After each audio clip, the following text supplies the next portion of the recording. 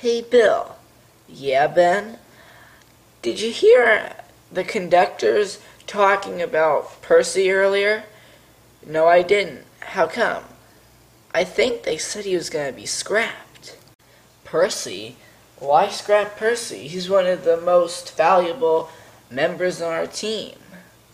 That's why I wanted to ask them, but I thought they might think I was nosy for getting in on their conversation.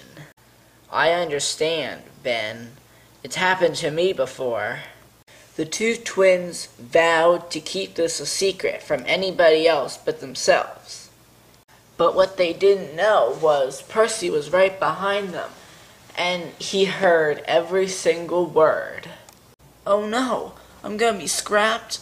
What am I to do?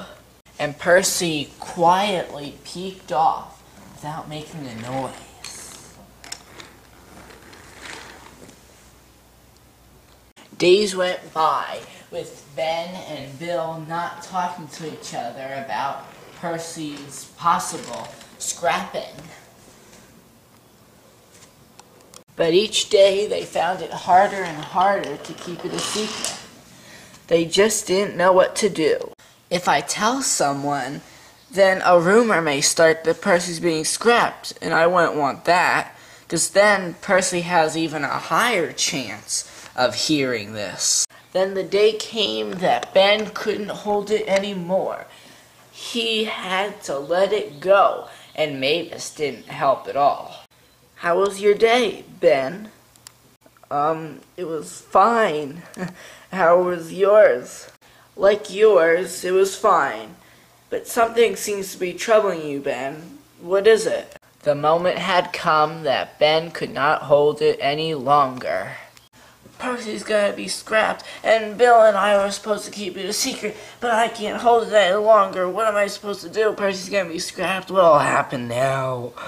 Percy's being scrapped? That doesn't sound right. He's very valuable to our team, and I don't see why Sir Topham Hatt would make such a dumb decision. I agree, Mavis, said Bill. Losing Percy would be catastrophic. We mustn't tell anybody about our secret, or then maybe Percy might find out, and he'd get very sad, and possibly even run away. Did you say Percy's gonna be scrapped?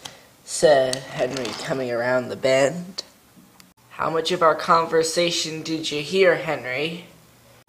Oh, I heard most, but let's actually talk about it. So, Percy might be scrapped? Is that what you heard? That's true, said Bill, but we don't know if it's true or not, and we certainly don't hope it's true. Now that you mention it, I haven't seen Percy in a while. Do you think he might have overheard your conversation earlier? You know, said Bill, maybe you're right. I did hear a faint puffing in the background when Ben and I were talking. That might have been Percy in the background. Do you think he ran away in fear that he might get scrapped? I'll start searching on the island, said Henry, and I'll see if Percy is anywhere. All of the engines agreed that it would be very nice if Percy was still on the island, but they all didn't want him to get scrapped, so they understood where he was coming from. But by that time, Percy had already started his escape and was already almost off the island. I'll start looking for him now, said Henry, and he puffed off, hoping to find Percy. Henry had been looking everywhere for Percy until he met up with Flora at a switch. Hi, Flora, said Henry. Hi, Henry. Something seems to be stressing you. What is it? Percy has run away, and now I'm trying to find him. Will you help me? Of course I will. I'll help you a lot. Great. Thank you very much. I need the help. They both continued the search for Percy. Flora tried to recruit as many new volunteers to find Percy as possible.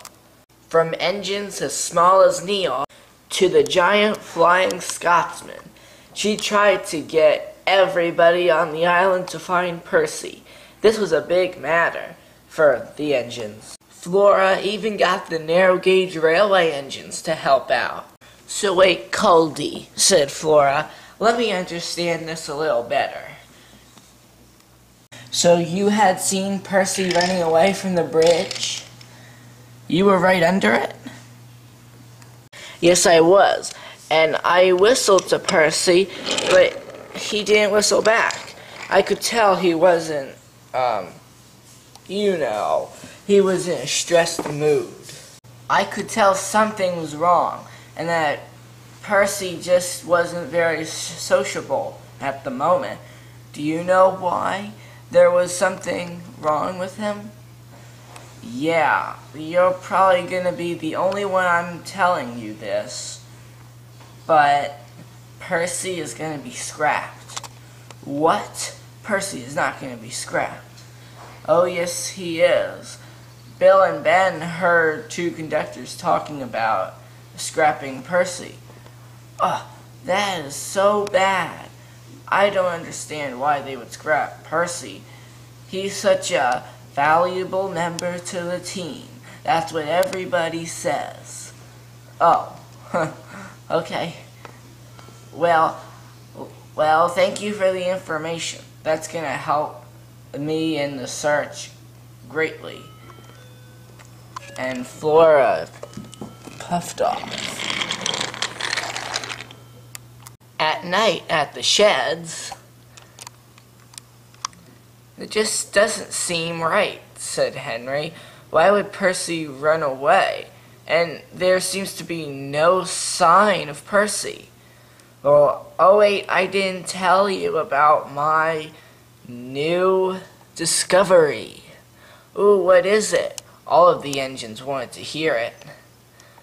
"Here, I'll tell you. So, Coldy was actually underneath the bridge that Percy was on when he was running away." "Wow, how amazing. That's very coincidental that he was there."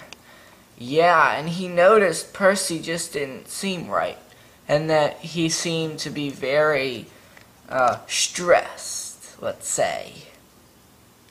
"I can understand why he was stressed," said the twins in unison. "Yes, well, that may be a clue. It also seems that Percy was going over the bridge and down the hill to the other railway." "You mean the railway with all the diesels on it?" "Exactly. I just hope he's not getting into too much trouble with those demons." "Let's hope he's not." "Yeah, Ben, let's really hope, 'cause he just... I would hate for him to leave our team." When Percy arrived at the diesel engine shed, he discovered it to be an exact replica of the one on Sodor, and he was greeted with a very unwelcome welcome. "What are you doing here, Steamy? This is an island just for the diesels. Why are you here anyway?" "I want to join your railway, diesels." End of part 1.